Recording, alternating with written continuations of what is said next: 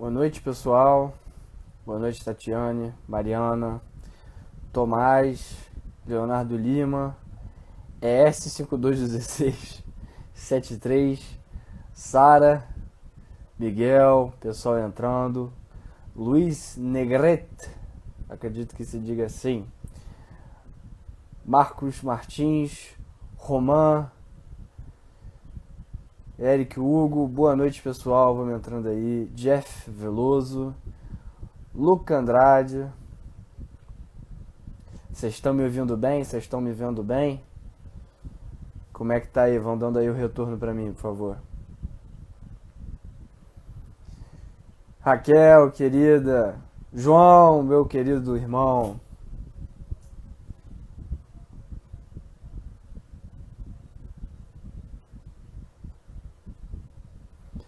Elaine Martins, é óbvio que a Elaine não podia deixar de estar aqui, né? Boa noite, Elaine. Boa noite, Lívia, Marcos, Sara. Boa noite, Márcia. Fakuri ADV. Dark Protector. Boa noite, Dark Protector.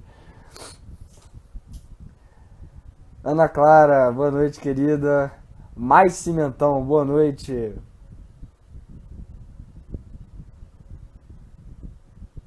Henrique Torquato, boa noite, querido. Boa noite, pessoal. Felipe Viana, Hilton, Ítalo, boa noite, pessoal. Vamos entrando aí. Cristiano, Malman Neto, boa noite, todo mundo. Salve Maria, Ana.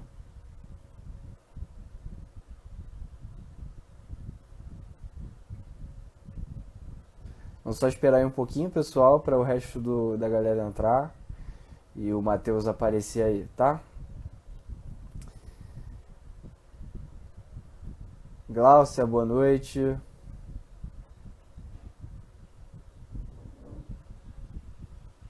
Flávio Roberto, boa noite, seu Flávio, meu querido.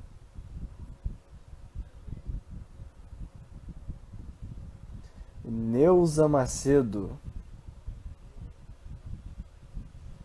Luiz Negrete aqui, seu trabalho é fantástico, parabéns. Deus ajuda muito, querido. Se não fosse Deus, não tinha trabalho nenhum, nem meu, nem dos rapazes aqui.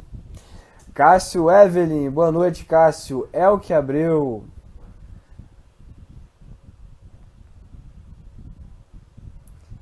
F. Lopes. Tô só dando boa noite, pessoal, para enrolar aí enquanto o Matheus não chega. Alenúcio, J.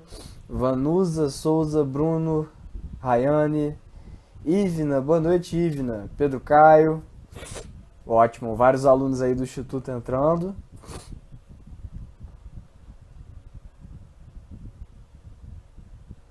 Vamos esperar o resto do pessoal. Dona Socorro também está assistindo, seu Flávio. Manda um beijão pra ela. JP, meu querido. Tudo bem? Amanda Freire.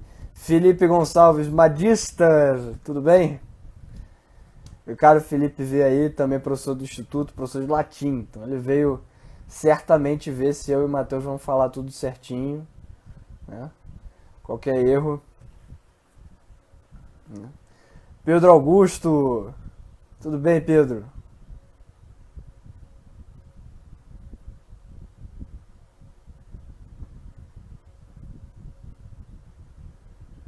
Eu imagino que o Pedro esteja acompanhado agora de uma loura. Calma, imaginações quentes. Essa loura é gelada e cabe num copo.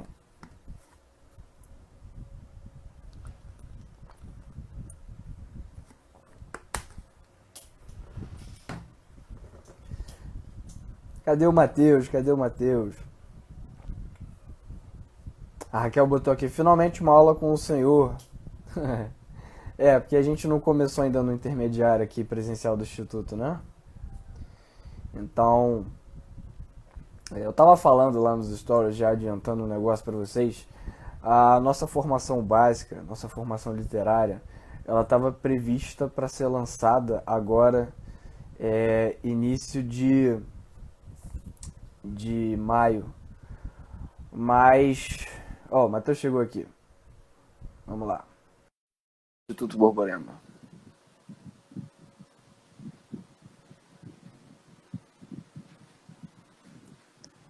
Conectando aí. Opa! E aí, bonitão? Você vê, Matheus, como você é um cara importante. Seu pai e sua mãe estão aqui na live para te assistir. Pois é, Todo no mundo quer, Instagram. todo mundo quer ver o Matheus. Nossa Senhora. Vamos ver, né? Vocês vão querer depois, né? Antes é É. fácil. Pessoal, para E quem aí? é impossível que alguém que esteja aqui nessa página não conheça o Matheus, mas sempre é bom falar. O Matheus é presidente do Instituto Borborema, é grande amigo meu, grande amigo do Pedro, grande amigo do Taiguara, professor de formação literária, já é aluno do COF aí há uns 10 anos, né, Matheus? 12, né? 11? Desde 2009, desde quando começou, né? É, 2010 a gente começou aqui, né? Eu, Pedro, Taiguara. E você chegou depois. É. Já avisou isso ao pessoal. Enfim, pessoal, então Aqui vamos não fazer. tava, aqui não tava aparecendo a live, não. Já tá aí falando há quanto tempo já? Eu tô aqui há uns 5 minutinhos, mas é porque às vezes o Instagram faz isso, ainda mais porque nessa quarentena você vê 500 mil lives lá em cima, então às vezes ele não notifica algumas, tá? Então eu já dei aí boa noite para todo mundo, já enrolei bastante, vamos logo para o que interessa, né? Então, pessoal, a live de hoje, ela não vai ser naquele formato mais conversativo como eu fiz com o Taiguara, ou como eu fiz lá pelo Instituto, quando a gente fez as lives do Resgatando as Dimensões Básicas da Leitura, tá? Esse poema do Manuel Bandeira a gente postou, enquanto eu estou fazendo essa introdução, se você que está vendo essa live, você vai ficar até o final, pega aí e abre o poema no computador, em alguma outra tela, para você poder acompanhar o texto quando for necessário, tá? Essa live vai funcionar no formato mais ou menos, obviamente, com as restrições da dinâmica de uma live de Instagram, as aulas que a gente dá aqui presencialmente no Instituto Borborema e que em breve faremos pela internet, tá? Então, certamente só vai ficar aí quem tem algum interesse maior nisso, mas eu peço que se você não tem esse interesse todo, está só curioso, fica também. Porque o que acontece?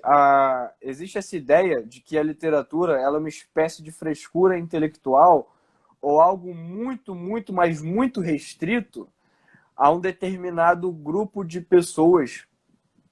A um determinado grupo de pessoas que ou elas estudam letras na universidade, ou, quer dizer, estudam letras na universidade, ou elas simplesmente têm alguma excentricidade que faz com que elas queiram ler, ou elas são kits, né? São pessoas que gostam de ter aí uma citação nos alforjes da memória para tirar e soltar para alguém para parecer mais Sa- inteligente, não é? sacar em qualquer necessidade, né? Em qualquer necessidade. Eu não saio de casa sem o meu, senão a Deus tudo é permitido, Matheus. Eu não sei você.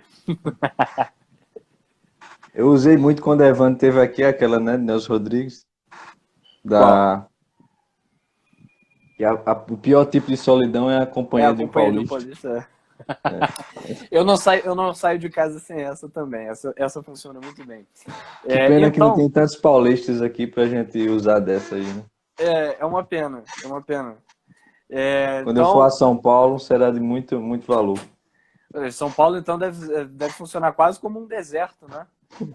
Eu fico imaginando como é que os paulistas enxergam essa quarentena. Eu acho que para eles não tem tanta diferença assim.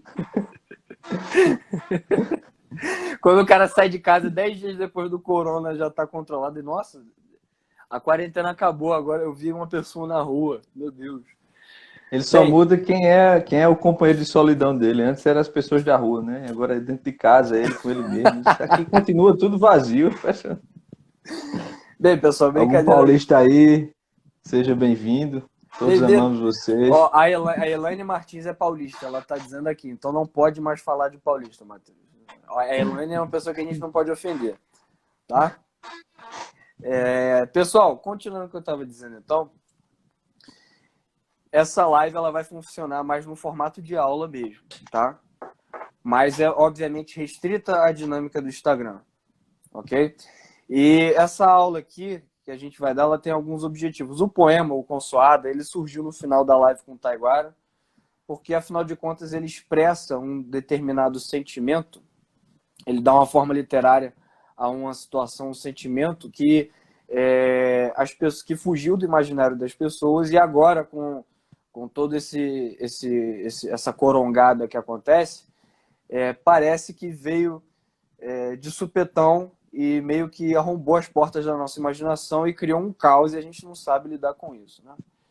Então eu falei com o Matheus depois da gente postar o poema, eu falei, Matheus, olha só, as gravações da gente estão interrompidas, vamos fazer uma live lá você faz pelo Instituto, eu faço pelo Não Tenhas Medo, a gente explica o poema junto, dá uma amostra aí pro pessoal de como é que, mais ou menos, do que se trata essa formação, e vamos ver, vamos fazer isso daí. Então, pessoal, a gente vai fazer essa aula meio que compartilhada. Obviamente que as aulas da formação não serão compartilhadas. Estavam pedindo, aqui mandaram uma mensagem no privado do Não Tenhas Medo, pedindo para explicar a estrutura da formação. Eu não posso explicar ela toda, porque, enfim, o Matheus é o presidente, mas quem manda nisso é o Sávio. E o Sávio acho que não quer que a gente fale muita coisa.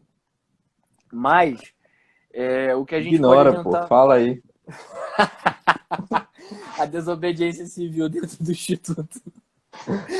Mas uma coisa dá para falar que acho que o Sávio não vai ficar magoado.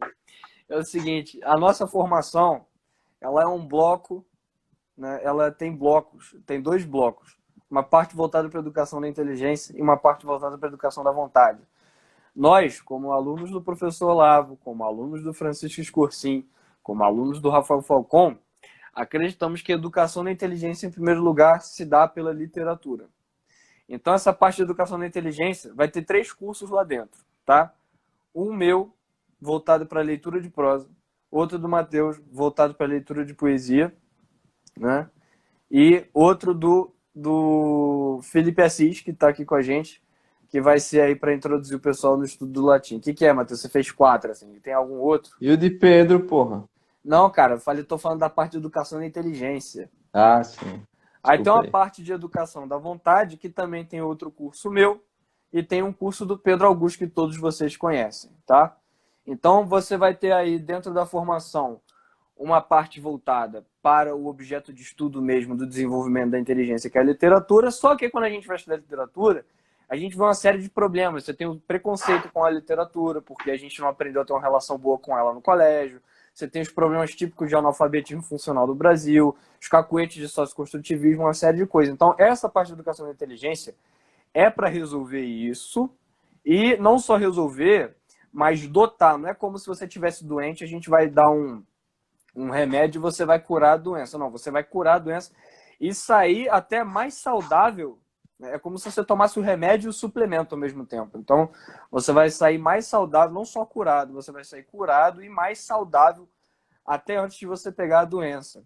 E aí, naturalmente, quando você vai para isso, você tem dificuldade de organizar seu horário, você tem preguiça, você não sabe o que você quer da vida, você está estudando simplesmente porque você está vendo todo mundo ler, você vai lá e resolve dar uma chance para aquilo.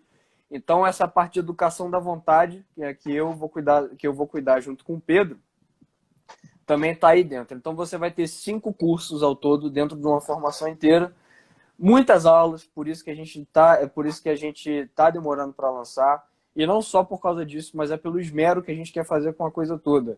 Já falei com vocês várias vezes. A gente, antes de botar isso na internet, a gente já está aí há 4 anos, acho que 4 anos, né? 4 anos dando essas aulas para as pessoas de forma presencial. A gente viajou agora para Canela para ter o curso com o Rafael Falcon. O Escorsim já veio aqui dar aula para a gente estuda com o professor Olavo e outras coisas. Felipe Neri veio aqui também. A gente busca as pessoas que são referência. Quem mais? Rafael Nogueira, Flávio Rafael Nogueira, Flávio Morgenstern. Então a gente conversa com essas pessoas, expõe o que a gente acha, eles dizem o que eles fazem, eles dizem a experiência deles. Então essa formação toda, ela vai ser um resultado dessa experiência. Porque, olha só, eu falei isso no Resgatando para o Pessoal. Quando você está lendo um texto com o aluno na sua frente, aparecem problemas inimagináveis. As pessoas, às vezes, tiram interpretações tão distantes do texto que você precisa do aluno na sua frente. Então, depois, a gente precisava desse tempo fazendo presencial para a gente ter um bom espectro de quais as dúvidas que as pessoas sempre têm. Então, a gente está gravando já pressupondo que a pessoa que está vendo do outro lado da tela, ela vai ter todas as dúvidas que a gente viu nesses 4 anos. É claro que não dá para abarcar tudo, vai aparecer uma coisa ou outra, mas eu acho que as aulas estão sendo gravadas de um jeito, com uma dinâmica, que as dúvidas serão mínimas. E as que aparecerem, a gente vai ter uma forma de sanar. A gente vai trabalhar aí com uma espécie de fórum, ainda não sei exatamente como é que vai ser, eu estou acertando isso com o Japaz, não estou dizendo fórum para todo mundo mandar dúvida e tal, e a gente vai estar lá 24 horas, não vou dizer isso que depois vão dizer que eu estou prometendo um negócio que a gente está cumprindo, eu não sei como é que isso vai ser feito ainda, mas vai ser feito alguma coisa nesse sentido, tá? Então, essa formação, essa aula aqui que vocês vão ver, ela vai ser uma amostra de uma coisa. Primeiro, que você consegue, a partir de um texto literário, aprender melhor, fortificar o teu português, que você consegue treinar a tua inteligência por questões de análise lógica, e que você consegue ampliar o seu imaginário, porque na literatura você vai encontrar experiências que você talvez tivesse que viver 1000 vidas para viver. E a partir do momento que você lê aquilo ali, como diz o Proust, né? Marcel Proust, o autor do Em Busca do Tempo Perdido, cada emoção é duplicada, e aquela vida é como se fosse tua. É um sonho, mas um sonho cuja memória, cuja fixação na memória se perdurará por mais tempo e as imagens serão mais claras e não entrecortadas como um flash num sonho. Então, a gente vai fazer aqui essa análise desse poema para vocês e pedimos que vocês fiquem, que prestem atenção e que deem, se você ainda tem essa pessoa, esse cacoete de desconfiança com literatura, dá uma chance para o negócio que você vai ver que ele funciona. Ele funciona para tudo isso que eu falei, tá? A nossa live aqui,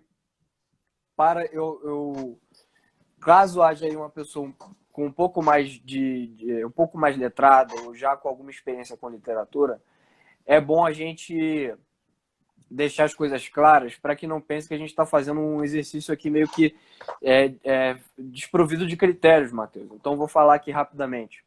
Quando a gente vai... Aqui eu tem aí no título, análise do poema consoado. Sim, pode falar. Sim, só antes de você entrar nisso aí, é bom dizer ao pessoal da relação à formação, né? A gente está, no atual momento, já com 23 aulas gravadas. Né? E ainda falta muita aula. Então, a gente está fazendo um negócio que né, é um programa que tenta retomar a educação quando ela verdadeiramente existia e que visa não passar um conteúdo, visa desenvolver as faculdades humanas elevadas, são justamente a inteligência e a vontade, inclusive sobre as quais as virtudes sobrenaturais atuam, ou seja, tudo passa por aí de algum modo. E a derrocada do Ocidente provém justamente da degradação disso, né? E a gente não está tentando inventar nada, está tentando fazer o melhor que a gente consegue a partir dos nossos professores, todos você falou, e com os nossos alunos. Então, por isso que a coisa tem que ser quando pode ser, não é uma invenção, né? Vai ser algo que já tem sido testado, live, eles podem dar o seu testemunho para os demais. Mas siga aí. Exatamente. Bem, então, feitas essas explicações, aí porque a gente sabe, não estamos enrolando, é porque a gente sabe que tem muita gente que acompanha o trabalho do Instituto. Não se preocupem com o tempo da live. Quem quiser ver isso aí vai ficar, se for o caso a gente recomeça, faz outra, tá bom? Pra gente só sair daqui quando terminar o poema, tá bom? Então, só para as pessoas entenderem... Tá travando um pouco aí o teu, viu? Mas deu para ouvir, por enquanto. Se tiver quando você estava falando... Travando mais, eu te digo. Quando você estava falando, o seu travava um pouquinho também. Tá bom. Deve ser é bom avisar, né? Porque qualquer coisa a gente repete.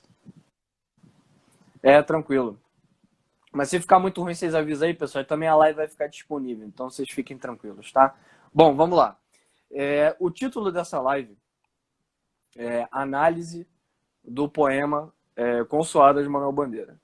O que eu quero dizer quando a gente colocou esse título aí com análise, tá?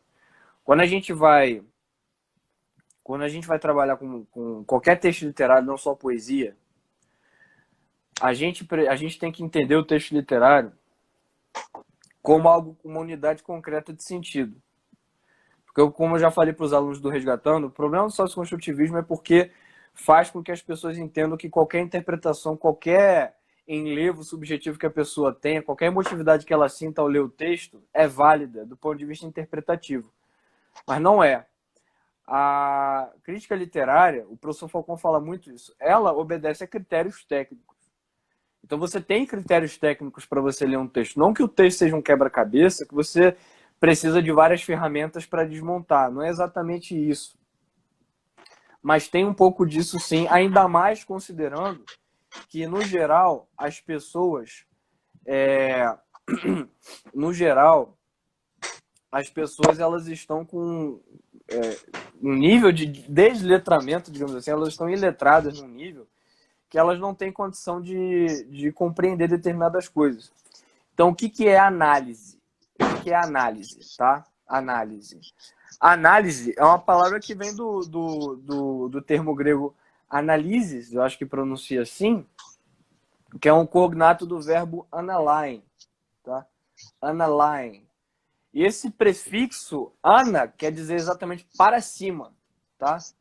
E lying quer soltar. Então, análise, digamos, seria assim, pela origem do termo, seria soltar para cima. É como se você pegasse o texto todo, jogasse para cima e ele se esbaratasse no ar. E aí você conseguisse contemplar de baixo para cima as partes dele. Então, a análise, ela é exatamente você decompor o texto em partes. A análise é isso, você vai decompor o texto em partes e parte a parte, analisando parte a parte, segundo os critérios técnicos e objetivos de sintaxe, de semântica, você consegue dizer o que cada coisa é. Depois, pelo menos é o que diz certas vertentes de crítica literária, você faz o trabalho de interpretação. Que inter, né, dá essa ideia de por dentro, por tudo, né?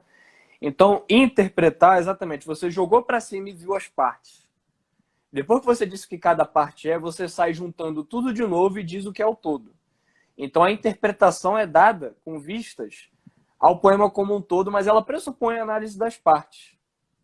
Depois que você faz isso e você absorveu a experiência do poema, aí você pode começar a tecer comentários em cima do poema e às vezes até você trazer para análogos da vida prática, etc.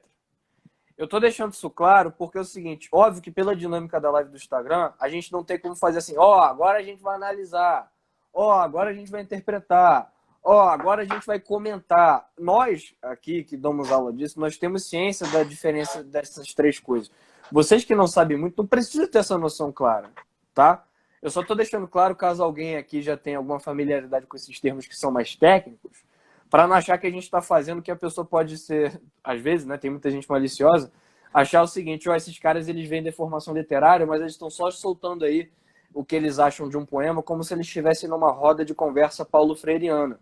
Estou deixando bem claro que não é isso que vai acontecer aqui. As coisas vão se misturar um pouco por causa do fato de estarmos no Instagram fazendo uma live, a gente não está com a turma na nossa frente, com um quadro. Então as coisas elas podem se misturar um pouco. Estou deixando isso claro para vocês, para não ficar parecendo que nós só estamos repetindo o que os sócios construtivistas fazem, só que com uma roupagem bonitinha aqui, prudente e sofisticada para vocês, tá? Não é isso que a gente quer. Então, vamos ao poema, tá? A maior parte do tempo vai ser análise. Por isso que tá análise. Nós vamos falar das partes, nós temos aí 10 versos, eu vou falar dos 5 primeiros, o Matheus vai falar dos 5 últimos, e aí, obviamente, um pode acrescentar um comentário ao que o outro está analisando e tal. Ok? Então, vamos lá. Bem, o poema começa assim. Uma coisa que é bom constar. Na formação da gente, a gente não vai trabalhar com textos tão simples quanto esse aqui, não. Porque esse texto aqui, ele não tem um padrão métrico estabelecido, ele não tem ele não tem rimas muito marcadas, ele é quase que prosaico. Então, uma coisa que os alunos do Resgatando e os alunos do Instituto vão notar essa diferença aqui. Acho que a gente não vai falar de sintaxe, porque não precisa. Quase não vai precisar. A gente vai falar mais sobre o seguinte, sobre as sugestões semânticas, ou seja, do sentido, da abrangência de sentido de determinadas palavras. É claro, por exemplo, aqui, adiantando um pouco da parte do Mateus, quando ele diz encontrará lavrado o campo a casa limpa, será que lavrado o campo é só literalmente lavrado o campo e a casa limpa ou não há uma sugestividade de que isso se remeta a outras coisas? O Mateus vai falar disso. Então, esse texto, ele é simples, tá? Ele é simples, ele só vai demandar da gente mais uma análise de ordem semântica e comentários. Então, a sintaxe, ela acontece, tem muito na formação. Vocês vão aprender português por causa da sintaxe que tem na formação, tá? Porque não adianta só você declarar a regrinha que tem lá na gramática. Não vai adiantar, tá? Você tem que ter a gramática como instrumento de decodificar o texto, não como uma coisa em si mesma. Até porque a linguagem dos escritores é uma, geralmente, e da gramática é outra. Mas vamos para o texto, tá? Feito esse prelúdio, essas observações mais técnicas, para ninguém depois encher o saco,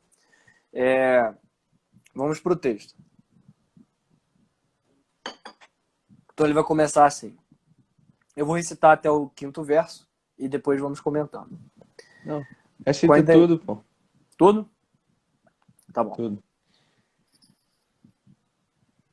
Quando a indesejada da gente chegar, não sei se dura ou caroável, talvez eu tenha medo. Talvez sorria ou diga, alô, iniludível. O meu dia foi bom, pode a noite descer. A noite com seus sortilégios encontrará lavrado o campo, a casa limpa, a mesa posta, com cada coisa em seu lugar. Bem, vamos aqui então para o primeiro verso. Quando a indesejada da gente chegar. Bem, quem vai chegar? Perguntar o verbo. Quem chega? A indesejada da gente. Quando ele diz aqui, quando a indesejada da gente chegar, pelo termo quando, nós temos a ideia de uma coisa. Há uma sugestão semântica de uma coisa.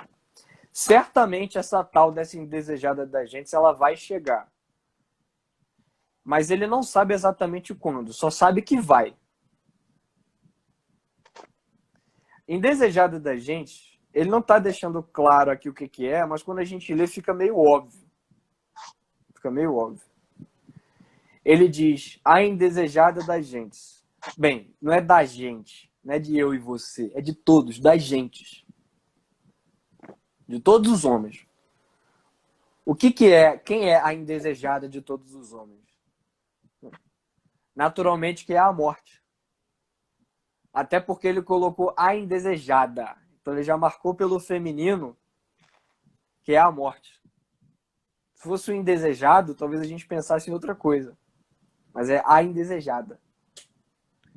Só que indesejada, veja bem, indesejada é um adjetivo. A dinâmica do adjetivo e do substantivo, segundo a gramática, é o quê? Que o substantivo ele é o determinado e o adjetivo ele é o determinante. Então, por exemplo, quando eu digo o café é substantivo, né? O café é um ente determinado que quando eu falo nele, todos vocês já sabem o que é. Mas aí eu começo a particularizar verbalmente e a inteligência de vocês vai ter que absorver essas particularidades, essas determinações. Eu digo café quente. O café quente do Starbucks. Então tudo isso, quente do Starbucks, são termos determinantes do termo do determinado, que é o café. Veja que aqui ele omitiu o que seria o determinado, que é a morte. Indesejado é um adjetivo. Então esse adjetivo aqui ele está funcionando de forma substantivada porque o substantivo está omitido. Então, Mas por ele colocar exatamente a indesejada da gente chegar, por essa sugestão semântica, a gente já sabe que ele está falando da morte. A morte não precisa estar marcada aqui. Do jeito que ele colocou, ele já marcou. Ele já marcou que é a morte. E também veja o seguinte, o poema, depois a gente vai ver quando for andando, ele tem um tom de ternura. Se ele colocasse quando a morte, quando o anjo da morte, né? Quando a caveiruda, ele daria um tom de gravidade, ele daria um negror para o poema, que contrastaria com essa ternura ou com essa postura mansa que ele assume diante da indesejada. Então ele segue aqui. Não sei se dura ou caroável. Né? Não sei se dura ou caroável. Então, quando a indesejada da gente chegar, dura ou caroável? Dura ou caroável estão adjetivando quem? A indesejada. A indesejada. Né? E falando e adjetivando na perspectiva da chegada dessa indesejada. Então tem uma coisa parecida com o que acontece às vezes no latim, Mateus, né? De você ter adjetivos que parece que qualificam mais o verbo e a ação, determinam mais o verbo e a ação, como se fosse um advérbio do que propriamente o substantivo. Que é o que a gente chama lá uma espécie de adjetivo adverbial, que acontece dentro da dinâmica do latim. Então ele diz, quando a indesejada da gente chegar, a gente sabe que essa indesejada é a morte. A gente sabe. Não sei se dura ou caroável. A gente já tem aqui um certo contraste. Ele sabe que a indesejada vem. Ele sabe. Não tem como ele negar que a indesejada vem. Né? Mas tem uma coisa que ele não sabe. A forma como ela vai chegar. Ele não sabe. O aspecto dela quando ela chegar, a cara dela. Como é que o anjo da morte vai vir? Ele vai vir duro ou ele vai vir caroável? Duro, quando a gente vai olhar, quando a gente vai olhar no dicionário, a gente pode pensar na acepção física, só que não faz sentido porque é a morte. Né? Não é o mesmo duro da pedra que é dura. Mas a gente pode pensar também na pessoa dura que é inflexível. A morte vai chegar inflexível, mas a morte, ela no primeiro verso a gente vê uma coisa, a morte já é inflexível, ela vai chegar. Ela vai chegar. Então o duro, quando ele diz aqui, ele está falando o quê? No sentido de ser difícil de suportar, árduo, penoso. Então a morte pode chegar de uma forma penosa, ou seja, uma morte dura. Uma morte cujas circunstâncias do morrer sejam difíceis de ser suportadas. Uma morte dolorosa, talvez, poderia ser. Mas isso não está sob o controle dele, não está sob o controle de ninguém. A única coisa que a gente sabe é que a gente não deseja a morte, que ela vai chegar. Mas tem uma coisa que a gente não sabe.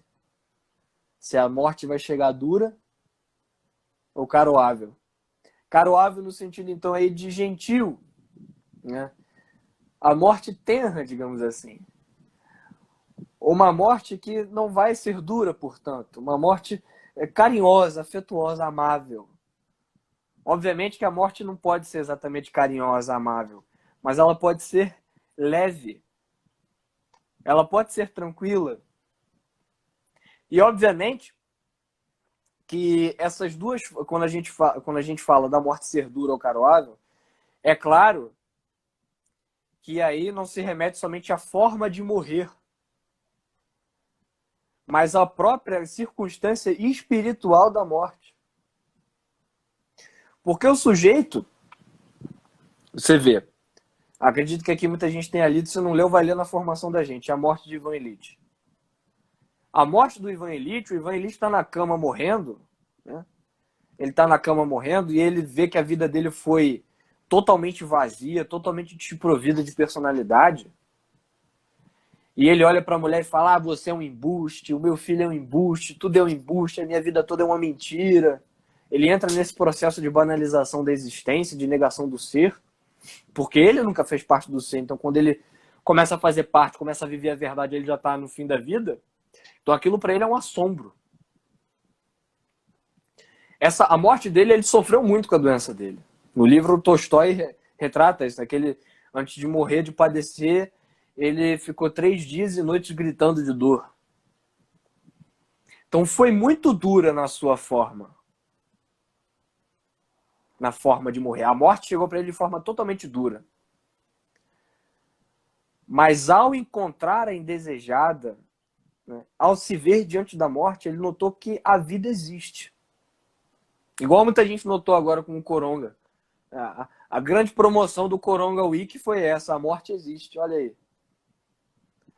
Então, quando ele se vê diante da morte, ele entende que ele nunca se viu diante da vida. Ele nunca se viu diante da vida. E isso gera uma dor espiritual nele.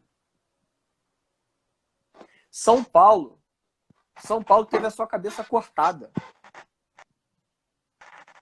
São Paulo teve medo? Teve medo. Mas será que a gente pode dizer que na forma a morte é dura? Ele morreu com a cabeça cortada. Mas será que a morte para São Paulo espiritualmente era dura como foi o cortar a sua cabeça? Considerando o espírito de São Paulo? Então a gente tem isso. A morte, a gente não sabe o que vai acontecer, tanto do ponto de vista material quanto espiritual. Mas existe um que a gente pode se preparar. Existe um que a gente pode se preparar, que mais pra frente a gente vai ver no poema. Então não sei se dura ou caroável, porque a gente não sabe quando, a gente só sabe que vem e nem sabe como a morte vem, a indesejada. E mesmo se ela vir de forma caroável, mesmo se ela vir caroável, gentil, tenra, mesmo assim ela ainda é indesejada. Porque a morte é um mistério. O grande problema que a gente vê das pessoas hoje com essa situação toda é exatamente o seguinte. Até no Viktor Frankl essa discussão aparece lá no Em Busca de Sentido, quando eles estão no campo de concentração, que a grande pergunta que alguns se fazem lá é o seguinte: por que viver se há a morte? É uma pergunta que a gente pode se fazer. Por que eu conheço as pessoas? Por que eu amo? Por que eu tenho minha família? Por que eu construo um patrimônio? Por que eu tenho tantos prazeres? Por que eu tenho tanta alegria para depois morrer? Então a morte pra gente, ela se apresenta como um mistério porque ela parece não fazer sentido. Ela parece não fazer sentido. Então exatamente o problema é que as pessoas hoje elas só se perguntam isso. Por que elas não se perguntam mais por que viver se há a morte? Que a pessoa começa a arrumar a sua vida em torno da certeza da chegada dessa indesejada. Então esse é o preparo espiritual. Mas as pessoas trocaram a chave hoje em dia. A cultura de hoje, que é o que o nosso imaginário cria, e por isso a gente tem tanto medo da morte, eles trocam a pergunta. Eles não se perguntam por que viver se há a morte. Eles se perguntam o quê? Por que morrer se há a vida? Por que morrer se há a vida?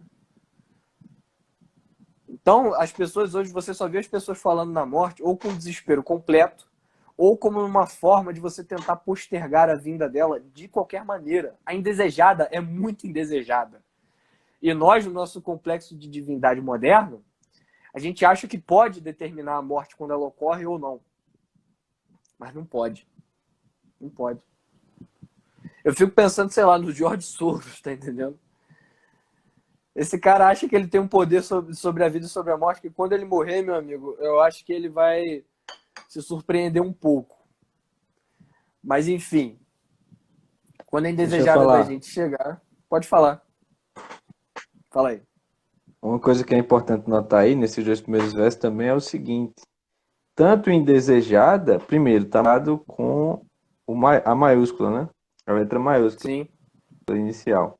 Então, além dele marcar como um ente né, a indesejada, ele marca ainda com maiúsculo, para dizer que realmente se refere a um ente. E outra coisa, o indesejada fala mais não de quem a recebe, né? Então, na verdade, a perspectiva é mais da pessoa que recebe, que sobre quem a morte vem. Do mesmo modo que o duro ou caroável, como você bem frisou, ele aponta justamente para se haverá uma abertura de afabilidade e amizade que o caroável indica, provém de uma certa relação, né, de uma certa amizade. Aí é que se pode construir uma amabilidade e afabilidade que o caroável diz. E a dureza, por outro lado, é justamente da inflexibilidade de quem recebe. Então, na verdade, esses dois primeiros versos estão apontando que não é a questão a morte em si, é a questão da pessoa que recebe a morte. Se tiver travando aí, tá dizendo que tá travando, é o meu ou é o de Caio? É o seu, Matheus. Tá travando um pouco, mas dá para entender o que você tá falando. Ainda bem que você fala devagar, então dá para entender. Pô, essa Tá internet tranquilo, aqui tá tá uma tranquilo. Dá porcaria. para seguir. Dá para ouvir tudo que você tá falando. É Então, só você continuar falando devagar.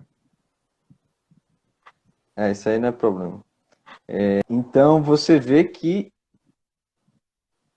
ele já está significando o ente que ele quer, a questão aqui, mas na perspectiva de como a quem ela afeta, sobre quem ela recai, percebe, né? A percebe, em primeiro lugar, a indesejada, ela não deseja a morte. O que é uma estupidez em si, né? Porque não se trata de uma questão infantil, né? Você vai se relacionar quanto ao que você quer, o que você não quer, daquilo que é inédito. Vai acontecer. Bem, isso é uma atitude estúpida. O seu desejo, a sua apreensão, o seu desejo de que ela venha, o seu desejo de afastar, não vai resolver nada. Então, essa perspectiva é uma perspectiva estúpida, né? Você não tem que tratar as coisas assim quando elas são inescapáveis, inexoráveis, fatais. Então, mas aí ele já traz nessa perspectiva, ou seja, ela já é percebida desse modo. Por outro lado, ele traz justamente que não será dura ou caroável. E aí você tem que perguntar, é a morte que é dura? É a morte que é caroável? Né? Não, me parece que seja muito mais quem recebe a morte. Né? E a relação entre a pessoa que recebe a morte e a morte é que se pode dizer que ela foi dura ou caroável. Mas siga aí. Perfeito. Perfeito. E aí, exatamente o que você está falando vem agora. Vem agora, da perspectiva. Ele vai marcar agora. Primeiro, ele colocou a indesejada que vai chegar, das gentes. Não sei se dura ou caroável. E aí, agora, ele falou da morte. Mas no primeiro verso, só da morte. No segundo, já ficou sugestivo que está a perspectiva dele de como a morte vai encontrá-lo. E agora ele começa a falar dele propriamente porque o pronome na primeira pessoa aparece aqui. Talvez eu tenha medo. Talvez eu tenha medo. É uma possibilidade eu ter medo. Diante da indesejada, talvez eu me trema. Talvez eu receie. Talvez sorria. Talvez sorria. Ou diga, alô, iniludível. Me parece que aqui você tem sugerido uma gradação das possibilidades. Né? Talvez eu tenha medo. Talvez sorria. Ou diga, alô, iniludível. O medo, ele é exatamente, ele é uma reação de temor ante um objeto. ante a morte eu tenho um temor. Esse medo, ele abrange o quê? Abrange tudo que a gente já falou. É medo por ela ser dura, ele não sabe como ele vai estar, ele não sabe que momento vai chegar, ele não sabe como vai chegar, então talvez ele tenha medo. É uma possibilidade muito razoável, inclusive. Mas talvez também ele sorria. Talvez ele sorria. Ou, mais ainda do que sorrir, ele cumprimente a morte de forma bem fraterna. Alô, iniludível.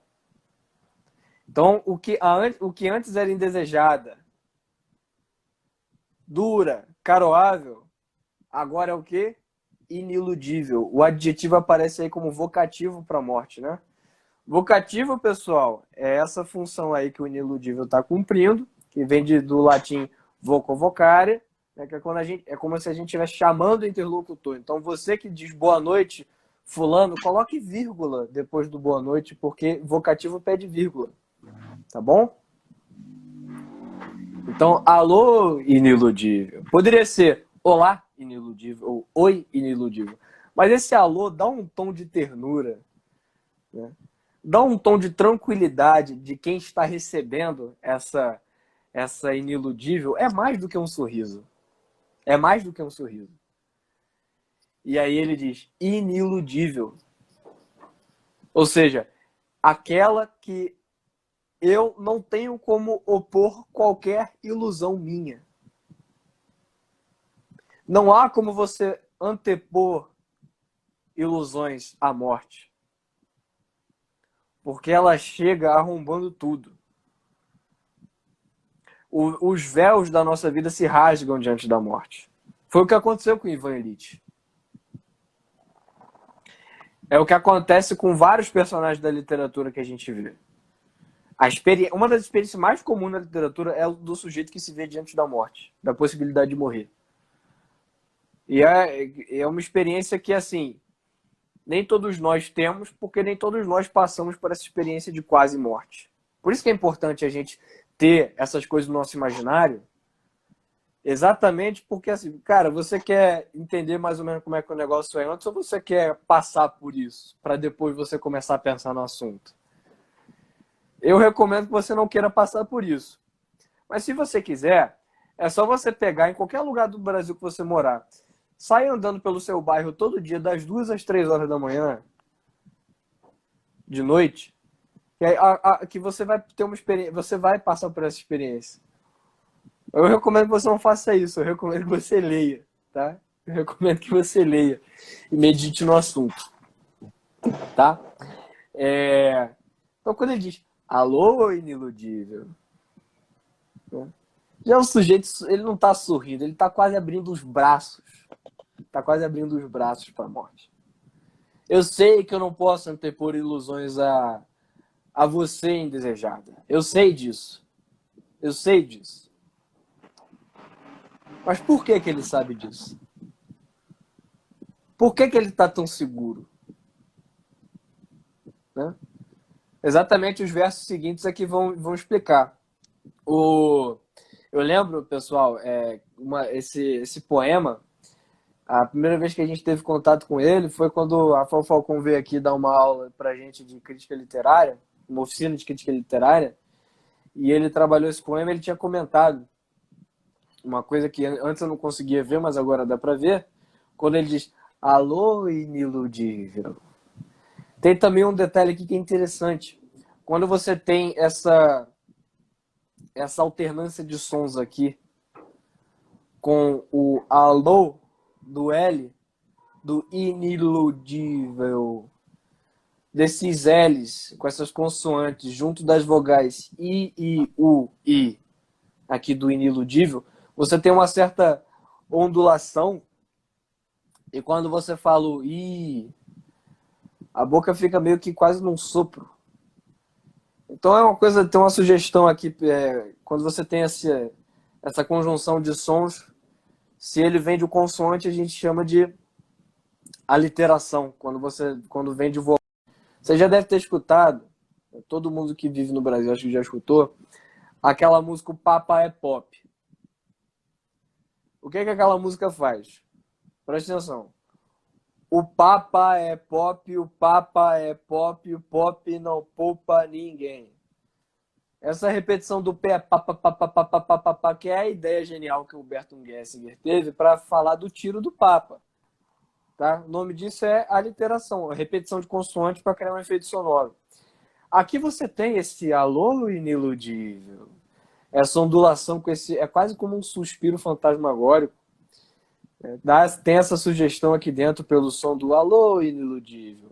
Então você tem a ternura, você tem a junção de vogais que funcionariam perfeitamente se o poema tivesse um tom mórbido, um tom de gravidade, um certo tom de terror e de mistério. Então você tem aqui embutido sonoramente os atributos que talvez as pessoas tenham da morte, como as pessoas geralmente veem a morte, mas esse alô iniludível é de uma ternura, é de uma relação fraterna com a morte, é de alguém que está pronto de tal maneira que ele pode dizer: alô iniludível, você chegou, eu não sabia quando, mas sabia que você viria, e você veio. E eu estou pronto, eu estou pronto. E aí ele vai dizer que ele está pronto agora. Agora ele vai dizer que está pronto. E aí eu deixo com o Matheus para ele analisar os outros 5 versos aí. Então, pode falar, Matheus, que eu já venho aqui, tá? Tá bom. Então, justamente,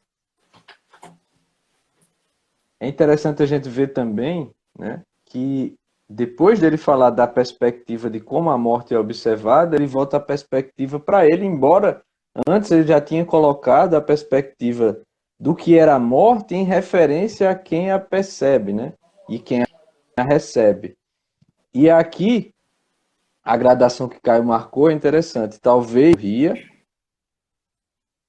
ou talvez tenha medo, talvez sorria, ou diga alô inimigo. Ou seja, primeiro, o medo, né, ele é proveniente daquela coisa, é uma reação que se tem porque se quer afastar da coisa, né? Então, se você, em primeiro lugar, pode ser também porque você se surpreenda e quando percebe algo quer se afastar, né? Ou seja, uma certa rejeição. Quando ele fala que sorria, o sorriso já implica uma certa aceitação, mas ainda tímida. E o alô iniludível já é uma aceitação mais completa de familiaridade, né? E como ele falou, ele só pode ser iniludível se você já tem adquirido essa familiaridade antes dela chegar, para que você tenha na sua consciência a respeito dela, né? Ou seja, não admite nenhuma dúvida, é evidente que a morte chegará. Então, essa perspectiva que ele fala justamente de se mostrar, ele poderá dizer que a lua iniludível, tem essas 3 nuances aí de preparação quanto psicológica, intelectual, né? O medo, o sorriso e a realidade afável, amiga, que o alô iniludível demonstra. Se estiver cortando aí, vocês falam. Né? Dá para ouvir tranquilo, Matheus, pode falar. E aí, depois que ele fala o alô iniludível, é que ele vai explicar efetivamente, ou seja, está saindo da percepção, do campo da inteligência, e aqui ele vai colocar as coisas na perspectiva mais concreta de atos realizados, que vão explicando, na verdade, por que ele disse o alô iniludível, né? Então ele primeiro fala, ele fez essa mesma diferenciação lá em cima, né? Quando é indesejada, então quando ele coloca indesejada, é uma perspectiva de desejo, de percepção que você tem a morte. E quando ela vem dura ou caroável, é uma percepção de ação da morte. Aqui, novamente, ele dá essas três opções de percepção, que denunciam, na verdade, como é que você anteriormente tratou a morte, né? Se você vai ter medo. Se você tem medo é porque algo que você ama vai ser perdido. Ora, você não sabia que a morte iria chegar? Como é que você está amando as coisas que inevitavelmente se vão perder? Isso é coisa de quem não construiu a casa sobre o terreno sólido, né? Construiu a casa sobre a areia. Se a morte vai chegar às coisas passageiras, por que é que você nutre o seu amor e põe seu coração nas coisas passageiras? Então, quando ela chegar, obviamente você vai ter medo e vai querer rejeitá-la. Primeiro, talvez porque você nem sequer pensou nisso, e quando ela se apresenta, causa aquele espanto e a rejeição proveniente do espanto que ele coloca como medo. E esse medo se refere também porque você está amando coisas que vão ser perdidas. E quem vai fazer com que você perca é a morte. Então, quem tem medo é justamente que não está com o seu coração nas coisas que a morte não rouba. Né? Quem sou já é um pouco diferente. Já tem uma espécie de assentimento, mas ainda é tímido. Né? Quem familiarmente saúda a morte com alô iniludível. E se ela é iniludível para todos, mas, veja, há uma diferença do que diz alô iniludível para o que tem medo. Embora ela seja factualmente igual para todos, ela não é intelectualmente igual para todos. E ela só pode ser evidente para aquele que se já pensa sobre ela, né? Até que ela, quando ela chegue, ela já seja familiar, que tudo isso está contido aqui nesse alô iniludível. E agora, na verdade, ele vai explicar os motivos pelos quais, né, ele pôde responder dessa maneira familiar ante a indesejada. O meu dia foi bom. Ou seja, não Mateus, adianta você estar. Oi, diga. a gente vai bater uma hora agora. Aí Oi. para você não, para não parar no meio do raciocínio do seu raciocínio do próximo verso, eu vou encerrar, vou começar outra live e aí você entra de novo e começa a explicar esse verso, beleza? Tá melhor aqui a internet. Beleza, valeu. Valeu.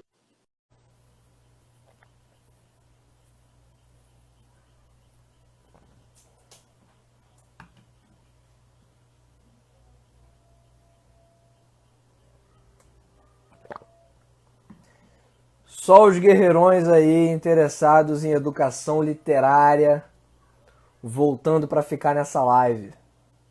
Tudo bem, cara, que surpresa. Eu imaginava que na hora que a gente terminasse a primeira e voltasse para a segunda não ia ter nem 10 pessoas. A gente já vem aqui, ó. Já chega em 30. Mas é isso aí. É isso aí. Vamos aí. A gente tinha parado no Alô Iniludível. Vamos esperar o Matheus voltar, que ele volta aí a explicar o meu dia foi bom, pode a noite descer. Tá bom?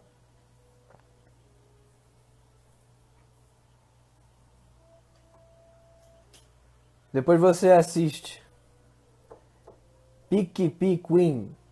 Tá bom, depois você assiste a primeira de novo, não tem problema. Alex, boa noite, Alex. Eu não vi você na primeira. Doug Menezes, Caio, vocês comentaram algo do título? Vamos comentar o título sim, não se preocupe.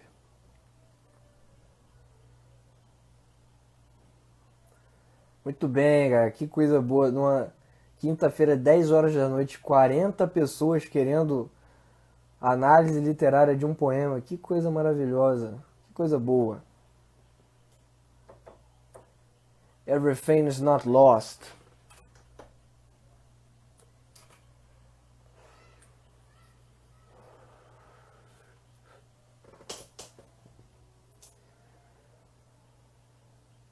Boa noite, Amanda.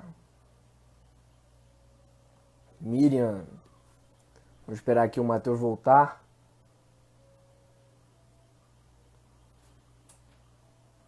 Só um momentinho, pessoal.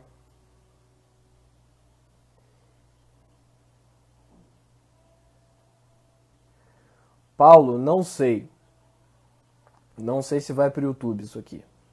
Gustavo de Queiroz, Caio, você já fez a aula extra do Resgatando?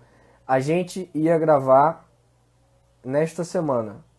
Porque essa aula extra do Resgatando vai ser gravada comigo, com o Felipe e com o Matheus. Nós vamos gravar os três essa aula. Matheus voltou aqui.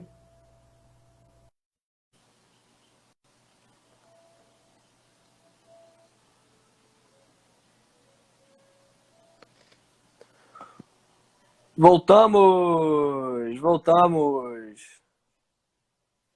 Tô tentando aqui achar uma posição melhor, mas vamos lá. Vamos lá, Matheus. Assim tá legal, tá tranquilo. Então, Vai lá. então agora ele começa a explicar os fatos, né? Ou seja, as medidas realmente tomadas que o permitem tratar a morte com essa afabilidade e com essa receptividade típica de alguém que é justamente afeito e espera alguém, né? O meu dia foi bom, pode a noite descer. Ou seja, obviamente ele está tratando de dia e como aquele espaço de tempo cotidiano em que se fazem as coisas produtivas, em que se age, em que se realiza. E que a noite vai descer como para trazer o repouso e encerrar os trabalhos. E ora, essa perspectiva que ele está fazendo do dia com a vida e a noite com a morte revela muita coisa. Inclusive, como se a microestrutura do dia tem uma relação com a macroestrutura da vida, né? Assim como a noite tem a relação com a morte.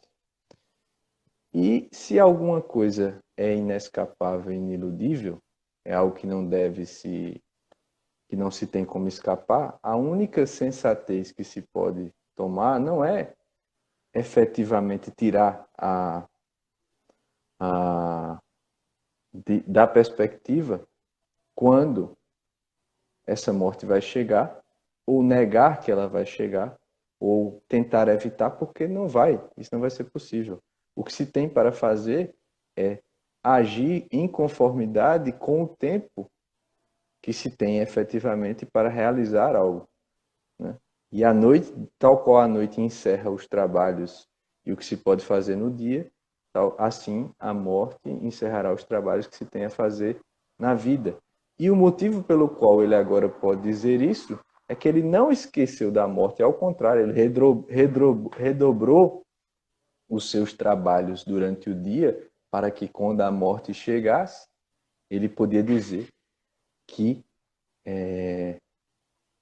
o dia foi bom, né? Não foi qualquer dia, não foi uma ação que se fez de todo modo, foi algo que pode se olhar e dizer que foi bom, tal qual lá no Gênesis, nosso Senhor, né, Deus ele criou o mundo e vê que foi bom, né? E assim, quando se fez e se pode julgar como bom, como realmente bom algo, não se há mais nada a fazer, a não ser esperar o repouso que se espera do dia de trabalho bem realizado. E aí pode a noite descer. Veja que gravidade, né? Veja que coisa desejável, né? Que coisa amável você olhar para a morte, você olhar para a noite e dizer assim, pode descer. Que tranquilidade, que segurança há nisso. E se algo efetivamente vai acontecer, o que se tem a fazer é preparar-se para isso. E o modo de se preparar para isso é fazendo o que se pode fazer enquanto se pode fazer. A noite vai encerrar os trabalhos, então trabalhe-se bem quando se pode trabalhar. E, por outro lado, isso demonstra uma certa estrutura da realidade, né? Santo Agostinho ele fala que a estrutura da alma, ela é correlata, ela é bem similar à estrutura do universo. Então, é como se existisse um microcosmos na alma, né? E existe um macrocosmo no universo natural. Então, uma coisa é reflexo da outra. Então, existe toda essa ordem, né? Tem toda essa... A ordem da realidade, ela é muito interessante, ela é muito bonita, porque uma coisa reflete a outra em escala menor, mas sempre se vai apontando para as verdades fundamentais que amparam todas elas. Então, do mesmo modo, o dia e a noite, elas são como que antecipações, são como que replicações do que se faz na vida inteira, né? Então, do pequeno, no pequeno, né, é que se pode efetivamente fazer algo que se espera que de dia em dia, somando, fazendo cada coisa bem feita, quando a morte houver de chegar, tudo possa ser encarado como um grande dia. Então, aqueles que não fazem o que devem fazer no dia, na verdade, estão se esquecendo que a morte vem e agindo no dia como se fosse noite, né? Então, estão sendo infrutíferos, estão sendo estéreis, estão repousando quando ainda não é tempo, né? E essa dinâmica do menor para o maior é algo assim maravilhoso em termos pedagógicos, em termos de como você deve encarar as coisas como ser humano. Falei. Eu lembrei, não vou comentar porque acho que já vai ficar muito claro, mas se você quiser você comenta. Você já leu também Diálogos das Carmelitas do Bernanos. Eu acho que você deve lembrar que tem um diálogo lá que duas irmãs conversam, acho que é a priora com a irmã branca, que acho que é a priora que diz a ela: minha filha, só dois tipos de freiras não temem a morte, ou as muito santas ou as muito medíocres. Exatamente porque as muito santas, elas refletem esse bom combate combatido na perspectiva que você está colocando, perdão. E as medíocres, as pessoas medíocres, geralmente elas não olham para isso, elas passam pela vida como um joguete. Elas simplesmente respondem de forma reativa e imediata às circunstâncias. Elas não escrevem uma biografia propriamente. É como se elas não quisessem ter o protagonismo da existência. Elas mesmas optassem por um ato de vontade serem como que coadjuvantes de um grande cenário. Se você olhar bem, eu estava falando do Ivan Illich. O Ivan Illich, para quem não leu, é um sujeito que ele simplesmente ele vive a vida de forma protocolar. Ele é um funcionário público. Então, a existência dele se confunde com a função social. Ele acha que a função social é o máximo que a existência dele pode cumprir. Então, ele vive da forma como um funcionário público vive, de cumprir protocolos e despachos. A vida dele é um imenso protocolo, um imenso despacho, porque ele não assume o protagonismo, ele não vai à frente. Ele sempre está imerso, meio que levado pela inércia, né? E exatamente as pessoas medíocres, elas não têm medo da morte porque elas não encaram a vida na perspectiva da morte. E você vê, todos os personagens de Machado de Assis mesmo, todos eles são medíocres, porque todos eles vivem das suas próprias ilusões. Então eles não podem olhar para a morte e dizer alô iniludível, porque no momento mesmo que eles chamassem a morte dessa forma, eles já confessariam sua própria mediocridade, eles já confessariam que eles são um poço de ilusões, e eles já deixariam de ser medíocres no ato. Então, por uma impossibilidade própria da forma mentes, né, do horizonte de consciência do medíocre, do mediano, ele não consegue raciocinar sobre a morte. E aí fica aquela coisa, só o questionamento para terminar e você voltar a explicar, Matheus. A maioria das pessoas no Brasil, elas assumem a vida de um certo protagonismo ou elas são, em suma maioria, medíocres? Ou menos que isso, né? Animais. Então, assim, inclusive esse paralelo que você fez aí com o Diário das Carmelitas, talvez tenha alguma similaridade, né, com essa gradação que ele faz, né, de ter medo, sorrir e dizer alô iniludível. Talvez o medíocre estivesse justamente no meio. É um sorriso meio pacificado, abobado, mas que não, você não está falando com a familiaridade e a amizade e consciente da gravidade da morte, você está falando com ela com a segurança real de quem espera e quem é familiar com ela, né? Matheus, eu fiquei com vontade de dizer, talvez um sorriso meio danilesco, mas eu tenho medo de despertar inimizades. Tô vendo, tô vendo. Pode voltar. Como se xingar Danilo fosse perder a amizade. Se fosse assim, já não éramos amigos há muito, né? Mas enfim. Então, esse verso aqui é maravilhoso, né? Meu dia foi bom, pode a noite descer. Essa, na verdade, deveria ser a preocupação primeira de todo ser humano. De conseguir dizer de todo o coração, com todo o seu entendimento, com toda a sua força, com todo o seu ser. Meu dia foi bom, pode a noite descer. E, por outro lado, essa perspectiva que eu falei do espaço menor, né, da ordem nas coisas menores, que refletem na ordem das coisas maiores, elas também apontam que você deve tomar aquela unidade menor em vistas da maior, mas voltando-se a ela, né? Não adianta você querer, eu temo a morte, então agora eu vou fazer uma grande coisa pensando no dia que ela chegar. Você não sabe esse dia, né? Você fazer isso seria se desviar do tempo que você tem, do mesmo modo que a morte, ela é algo que faz parte da estrutura da realidade, você deve encarar como, veja, como vontade de Deus. Esse é um problema que nós temos hoje. A gente não quer encarar as coisas das quais não se pode escapar como uma pessoa sensata faz. Tá? Se você não pode escapar, é melhor que você prepare-se para aquela coisa da qual não se pode escapar. E para que você esteja pronto quando ela chegar. Não que você, como uma criancinha, fique esperneando ante o inevitável. Isso não vai ajudar em nada. Inclusive vai fazer com que você não trabalhe o seu dia, né? A estrutura menor.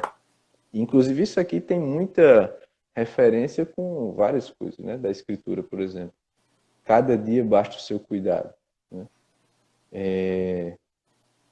Então, o seu cuidado do dia em vistas da morte, e se cada dia for vivido com toda a alma, com todo o coração, e ao mesmo tempo com toda a realização efetiva que se faz ante a morte, em cada dia que se passa, vai se ganhando essa familiaridade, ao mesmo tempo que se está preparando para ela. E aí, quando efetivamente a estrutura maior da vida se encerrar e a morte vier, foi nesse cada dia que vai se unindo, né? E vai se encarando cada noite como uma pequena morte. Inclusive, tem a tradicional coisa de você fazer o exame de consciência diário para avaliar aquele dia, né? Faz com que você tenha a perspectiva que cada dia tem que ser melhor do que o outro. Não existe essa estagnação, né? E não existe o salto também. Isso que o Matheus está falando, pessoal, vocês podem, sabe o que é isso que ele está falando? O nome disso é oitava camada da personalidade humana. Então, não adianta você querer dar saltos também. Ah, meu dia hoje, eu vou ignorar que tem o dia de hoje porque vem a morte. Aí você cai naquele que vai ter medo, né? Porque você vai ficar só pensando na morte e, ó, bem, vai se materializar factualmente o que você está projetando imaginativamente porque você não colocou a imaginação, o olhar para guiar o passo presente na unidade que está sob o seu controle, que é o dia. E aí ele ainda frisa no próximo verso, né? A noite com seus sortilégios, ou seja, essa noite ela vem como uma bruxa, né? Ela vem trazendo malefícios, ela vem querendo tirar, fazer algum mal, perpetrar algum mal. Então daí que, na verdade, não me parece que seja propriamente a morte, né? Do que ele está tratando. Até porque se fosse, não, ele não poderia tratar com familiaridade. Mas é a noite com seus sortilégios. Então, naquela hora em que se vai decidir, né, que se vai fechar, na verdade, que se vai fechar o ciclo e se vai fechar a forma que foi trabalho dia após dia, vão se vir os malefícios em conjunto que querem arrebatar no último instante. E daí que também exige uma preparação gradual e constante e crescente do dia após dia, né? E aí, essa noite que virá com seus sortilégios, mesmo assim ele pode dizer, como ele disse no verso anterior, que pode descer. Ele já está preparado, inclusive, para esses sortilégios. E ele preparou no dia, certo? E aí, ele vai explicar mais ainda o que foi esse dia que foi bom. Isso aqui é maravilhoso, né? Encontrará lavrado o campo, a casa limpa, a mesa posta, cada coisa em seu lugar. Tá sem som aí? Não, tá com som. Acho que é só o Marcos. Alguém mais tá sem som, pessoal? Ou talvez que eu falei baixo. Não, tá bom o som. Pode seguir. Tá. Então, lavrado o campo, né? É justamente aquela ação que você tem de agir sobre o mundo factualmente, abrindo as veias da terra, plantando e fazendo frutificar, né? É o que você efetivamente tem para, com o suor do seu trabalho, gerar o fruto, como está lá no Gênesis, e remete a toda a ação externa, né, que você faz em relação ao mundo onde você pode efetivamente atuar. E lavrar do campo é o emprego do trabalho, é o emprego da ação que se tem em relação às coisas. E quando você lavra, você tem a força, você tem a energia, você tem a ação, mas que não é sobre si, é sobre algo externo, né? E quando você lavra, você vai ter que arar, né? Você vai ter que cavar, você vai ter que depois fechar onde se cavou, depois de ter posto a semente, e dali se espera efetivamente que gere frutos nas coisas externas, através do emprego da sua força e da sua relação com o mundo externo, que factualmente gerará algo fora, né? E inclusive o seu próprio alimento e o seu próprio sustento e de outros. Hoje é uma coisa importante também frisar, veja, com essa história agora que a gente está vivendo, né? Não sei se vocês viram um vídeo de um caminhoneiro que falou, os caminhoneiros falando agora aí, ó, vocês querem que fique todo mundo em casa? Se a gente ficar em casa, vai parar tudo, né? Tá achando que o álcool em gel que você tem vai chegar? Tá achando aí? Olha aí o Edmilson Cruz. Tudo bom, garoto? Edmilson, a Tá gente precisando perdeu, de você. a gente perdeu sua live com o Taiguara, mas foi por uma boa razão. Depois a gente vê a gravada, tá? Tá precisando de você aqui para providenciar outro churrasco, hein? É. Mas, Mas, enfim, esses caminhoneiros ficaram falando, que é muito interessante. Eu até estava querendo fazer uma provocação, mas desisti. Essa galera de, esquerdinha, fica em casa. Isso, ó, bonitão. Se eu ficar em casa, meu garoto, você não vai ter álcool em gel, né? Vai haver desabastecimento. Você está achando que teu papel higiênico vai chegar, o remedinho, a comida, vai todo mundo se lascar e tal. Só nessas horas as pessoas percebem, inclusive, como as ações humanas externas, tá entendendo?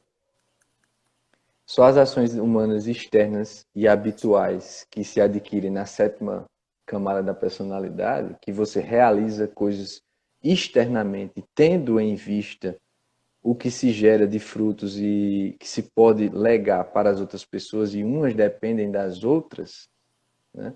É que constitui uma sociedade. As pessoas perdem de vista isso. E aqui me parece que quando ele coloca que encontrará lavrado o campo, está se referindo justamente à atuação, né, à ação deles sobre o mundo que gera os frutos e é uma ação externa, né? Depois, ele coloca que encontrará a casa limpa. Então, a casa limpa é onde se está, né? É onde se repousa, é onde se vive, né? É efetivamente para onde se volta. Então, a ação do lavrar o campo pressupõe uma saída, uma ação sobre coisas externas que geram frutos, que se emprega a força, né? Mas você tem que voltar, você é mais, se fosse inclusive tempos normais, né? Não temos hoje uma sociedade um tanto quanto normal, a casa ela é menos frequentada do que o mundo externo, né? Mas a casa é o lugar de origem e é o lugar de referência, é o lugar de retorno, é o lugar de pacificação. Então, me parece que justamente quando ele trata da casa limpa, ele está falando dele mesmo, né? Ou seja, é ação externa e aí a casa limpa é a casa mesmo é a própria pessoa, né? É a própria alma. Então, a alma está limpa também. Porque, no fundo, uma das coisas que também ficou bem clara nos tempos atuais é que as pessoas não conseguem estar consigo, né? E por isso elas ficam saindo de si. Não para lavrar o campo, mas para. Até lavra um pouquinho o campo, mas não com a consciência de lavrar o campo em toda a acepção da sétima camada, de fazer o bem para as outras pessoas no mundo externo, tal, de cumprir o seu papel, etc. Ou às vezes é um lavrar desordenado. Então, por isso que a pessoa que, sei lá, trabalha 12 horas por dia, está sempre fora de casa, quando ele chega, ele nunca consegue ver a casa limpa, ele nunca consegue ver a casa em ordem, porque exatamente as coisas que ele faz não têm a ordem. A ação exterior não pressupõe uma ordem interior, que é a ordem da alma, da inteligência e da vontade. E não seguem, não sobra tempo, é uma coisa desordenada, justamente. Não basta só o campo lavrado, nem só a casa limpa. Uma coisa tem relação com a outra, né? Você só tem até como manter a casa limpa se tiver lavrado o campo. E se você não tiver a casa limpa, o seu campo não será exatamente lavrado, ele não vai frutificar. Ou ele frutifica em um certo sentido, mas em outros não. Você fala muito disso nas aulas de preguiça, né? Lá da Uhum. formação.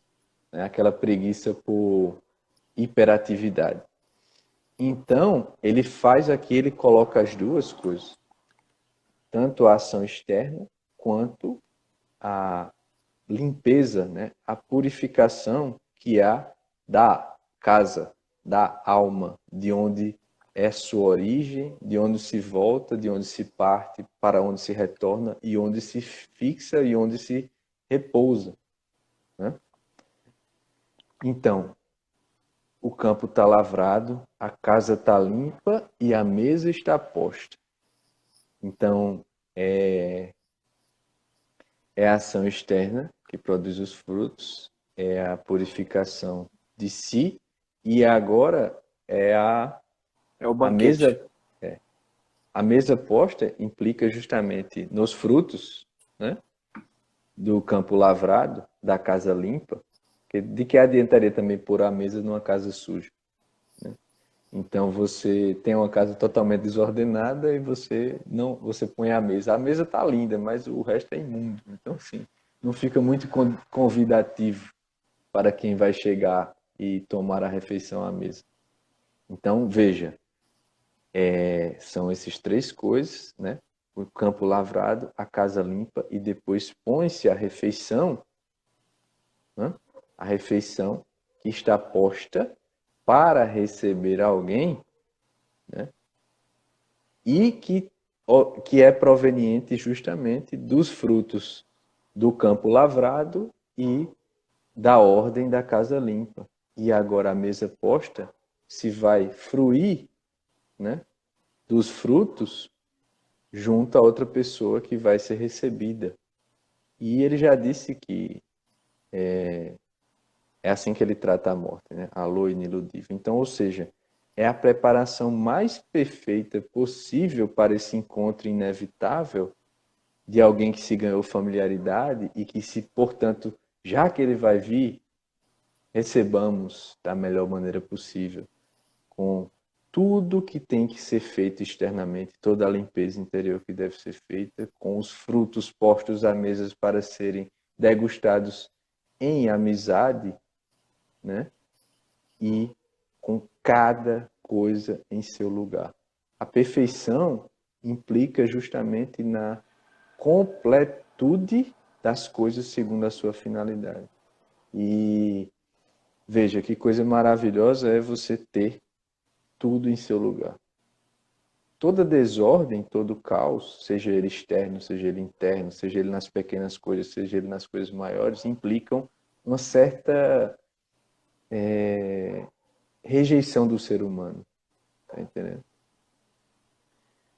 Então, você tem já esse sentimento de que algo está errado. Eu sempre falo disso. Na primeira aula da formação, eu falei sobre um dos elementos para você discernir qual é a finalidade do homem, é justamente o desejo de perfeição, que está embutido em todo mundo. Se você tivesse uma parede em casa que está 3/4 pintada e a outra parte no tijolo, todo mundo se incomodaria com aquilo. Se você tem seu filho, né, você bota seu filho para estudar e aí ele só tira nota 7, você não vai estar satisfeito com aquilo. Né? Se você vai ver alguma coisa, vai ver um filme, se você vai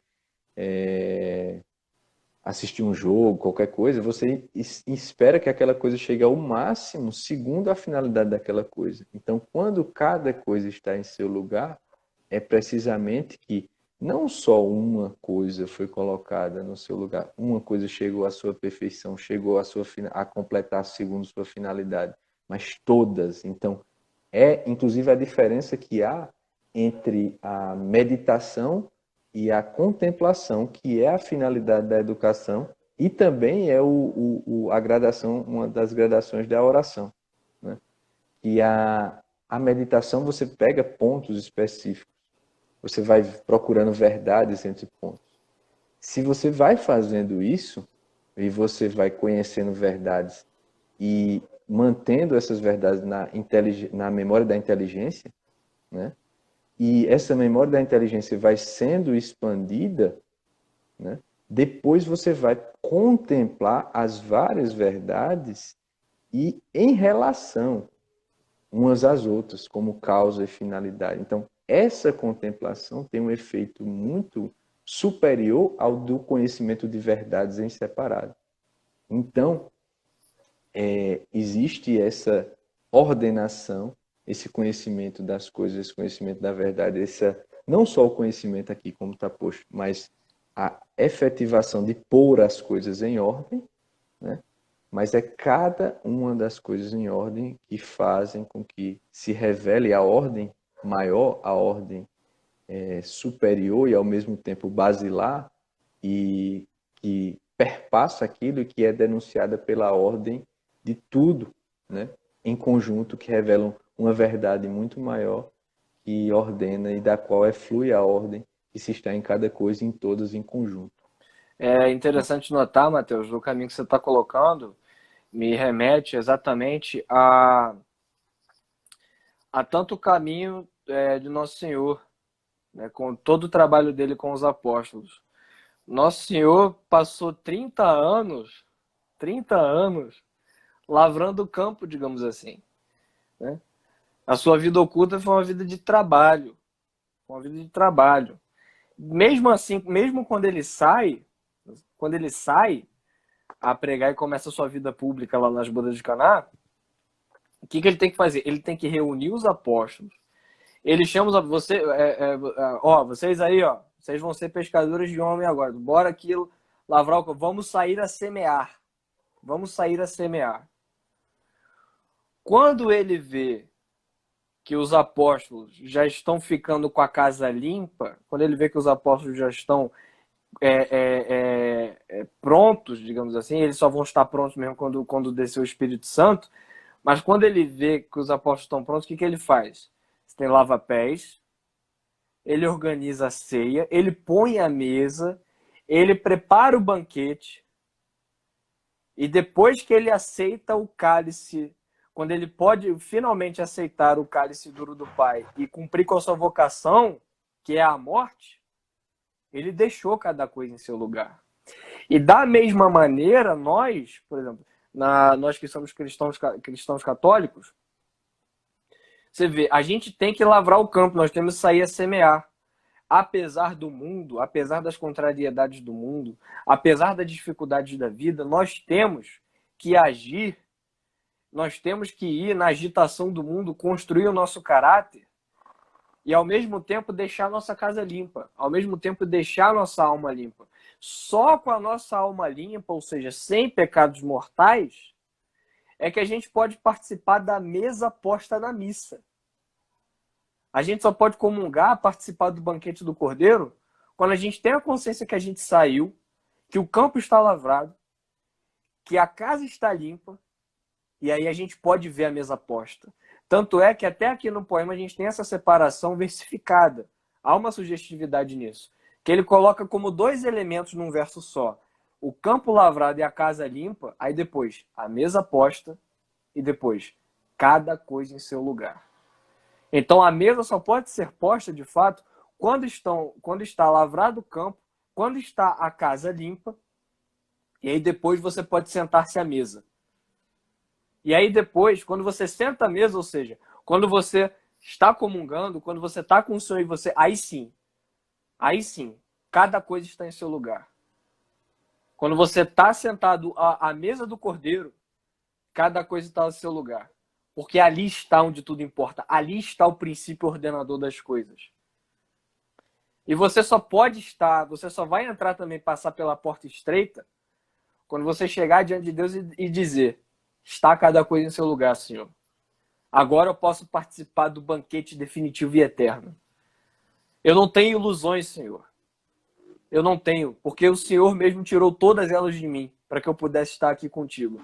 E agora eu quero sentar-me à tua mesa. Veja, você falou isso aí muito bom, mas tem outra perspectiva também, que é a seguinte. Está lá nas bem-aventuranças que Nosso Senhor anuncia, né? Bem-aventurados os puros, porque verão a Deus. Então, e a pureza, que justamente é o que faz com que se passe pela porta estreita, é justamente advinda do cumprimento dos seus trabalhos, de fazer tudo o que se deve fazer e que depois, ao mesmo tempo, pressupõe uma aceitação para que Deus retire os espinhos, as aflições do mundo. Né? As aflições são justamente o apego que se tem às coisas. Né? E, no fundo, é o seguinte: aquilo que você dá atenção, de algum modo, aquilo vai chamar a vontade. Você dá atenção com a inteligência ela funciona pela aplicação da atenção. Né? Então você dá atenção e aquilo ali chama a vontade a responder, a sentir ou rejeitar. Certo? Então, quando a gente dispõe da nossa atenção de maneira louca, sem colocar a atenção, a inteligência nos lugares certos, nosso coração vai ser convidado a se dividir e desintegrar a nossa alma em coisas que não são dignas de serem confiadas.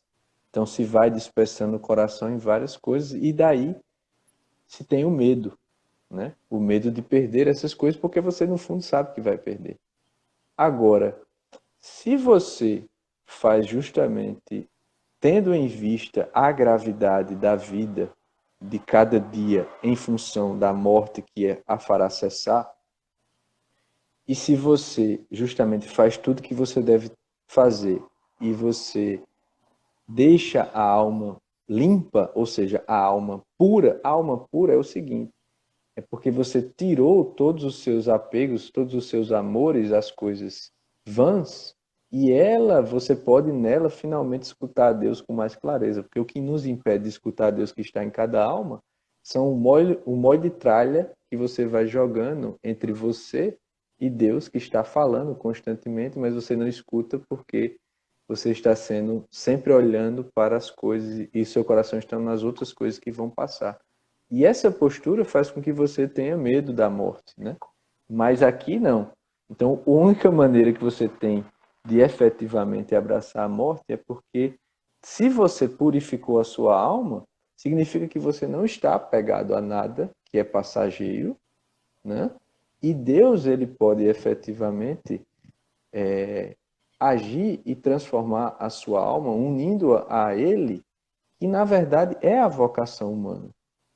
E aí você será você mesmo. Aquilo que a gente chama de nós, meu eu sou isso, eu gosto daquilo, na verdade não é você, são os espinhos. E Nosso Senhor diz na parábola do semeador que o terceiro empecilho para como é que se diz, o terreno fértil, né? O primeiro é a semente que caiu à beira do caminho, o terreno pedregoso e os espinhos. Então, esse apego impedirá de você chegar no quarto tipo de terreno, que é o que gera frutos, né? E você gera frutos justamente, que é o que os santos fazem, porque eles já não são apegados a essas coisas e têm sua alma pura, eles podem ver a Deus, como está no Sermão da Montanha, e aí sim se pode ter a mesa posta da comunhão, a mesa posta do encontro, né, da relação de amizade, que é diferente da relação servil que você começa no início da caminhada, ao mero cumprimento dos mandamentos, é uma relação servil.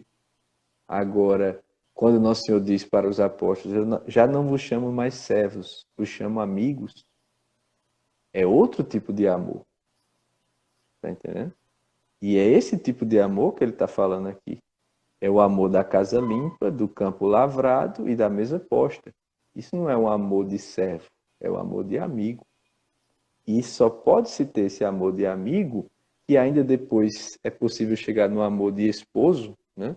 De esposo e de esposa, que é mais adiante, se tiver a casa limpa, desapegada das coisas, não só dos pecados mortais, mas dos veniais e das imperfeições e dos apegos mundanos, para que Deus efetivamente se possa encontrar com a alma, e só Ele é que dá esse conforto e essa amizade com a morte, que a morte então será a ocasião de ser bem-vinda, de ser recebida à mesa para efetivamente por cada coisa, que na verdade o próprio Deus já colocará cada coisa em seu lugar, e se pode tomar essa refeição, né, como quem espera o que efetivamente é o que se pode esperar, porque são as coisas que não passam. Tudo que se vive durante o dia são as coisas que passam.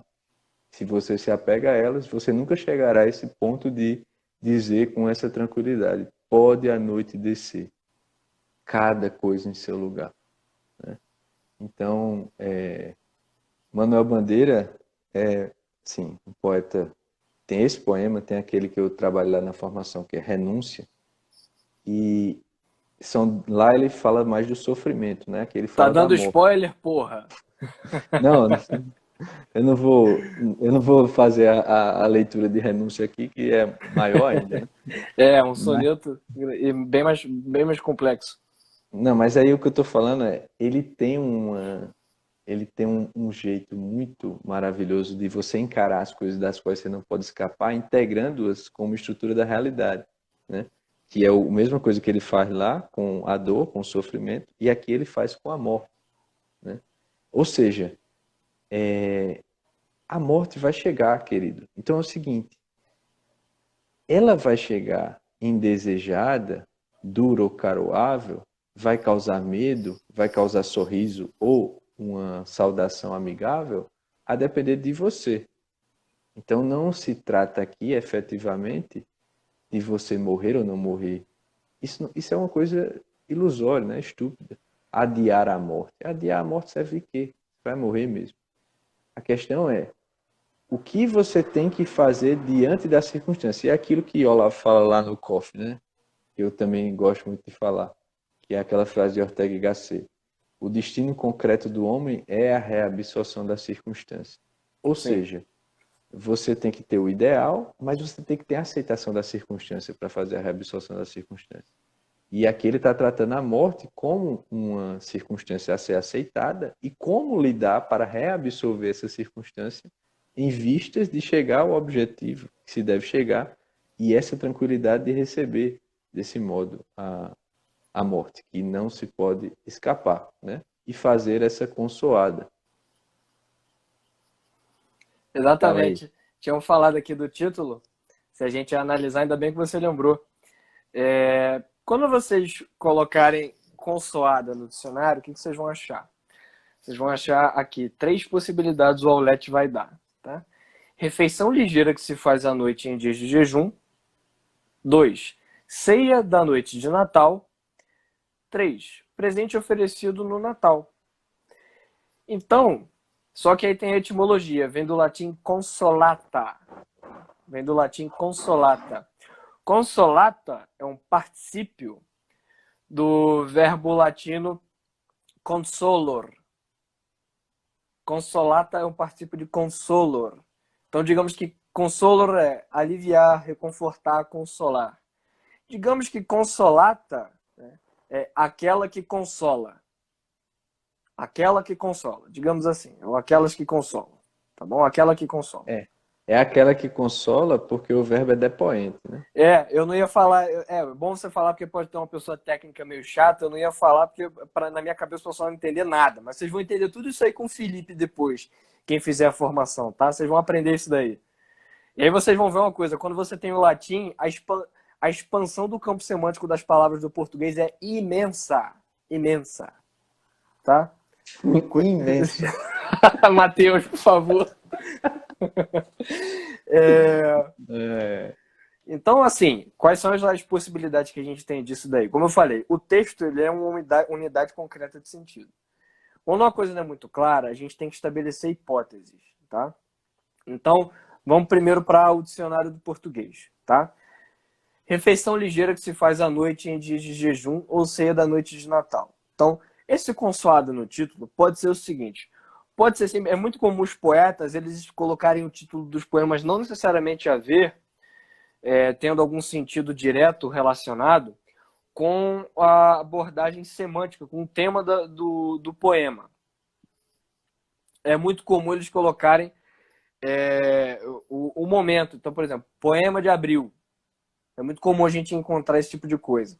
Então, pode ser que o Manuel Bandeira tenha colocado o título desse poema consoado, porque talvez fosse uma reflexão de fim de dia que ele teve, depois de ter comido antes de dormir. Pode ser? Pode. Pode sim.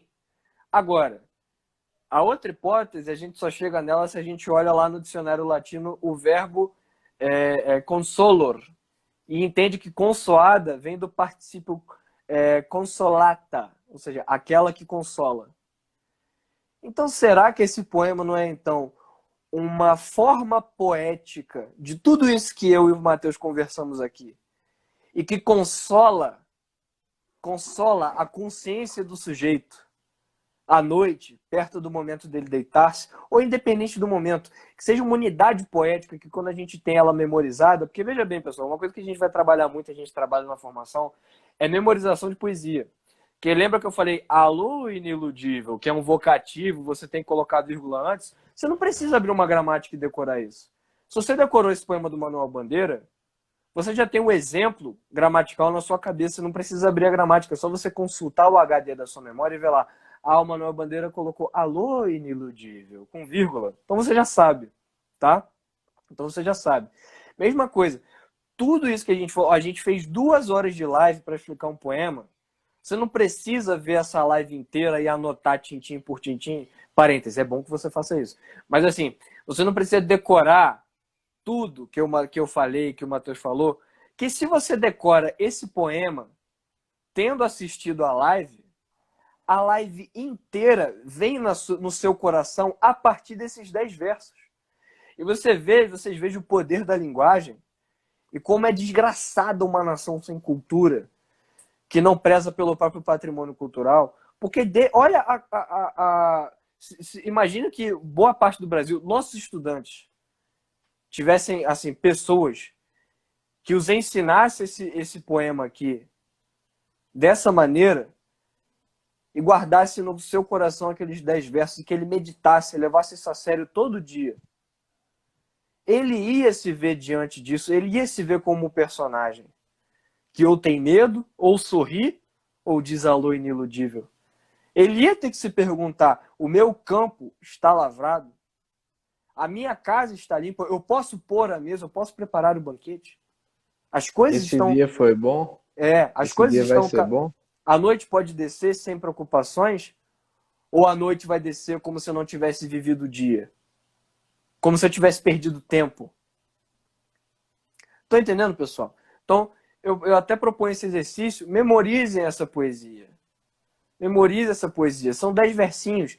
E você vê, numa linguagem assim, relativamente simples, sem um padrão métrico complicado, sem grandes nuances de sonoridade. É claro que a gente não quer facilitar o trabalho de ninguém, porque ó, vocês vão calejar os dedinhos nessa formação, hein? Pergunta aí pro pessoal que está com a gente. se eles não têm trabalho nenhum, né?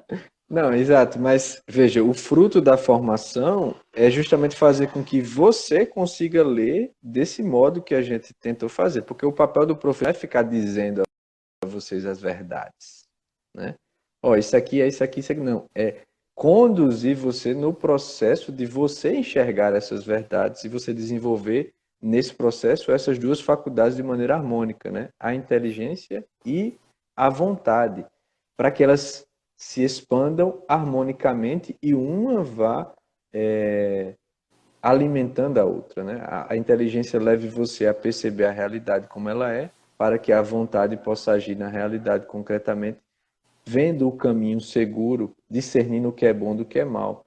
E, ao mesmo tempo, a vontade consiga efetivamente concretizar aquelas verdades e aquelas coisas boas que se percebe e evitar concretamente aquelas coisas más que a inteligência percebe.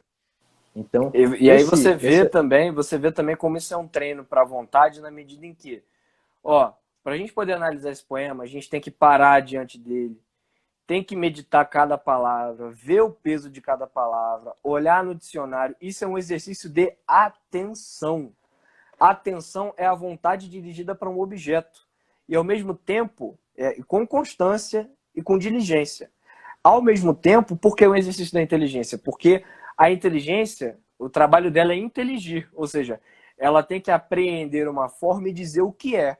Então, quando você vê aí que vai ter o campo lavrado, a casa limpa, a mesa posta, o que é esse campo lavrado? Então, a sua inteligência ela vai trabalhar para você entender o que está para além do que está no texto, além da literalidade do texto, o campo semântico de sugestões do texto. Quem faz essa operação é a sua inteligência, alinhada com a vontade, porque você precisa fazer isso de forma atenta, de forma compenetrada.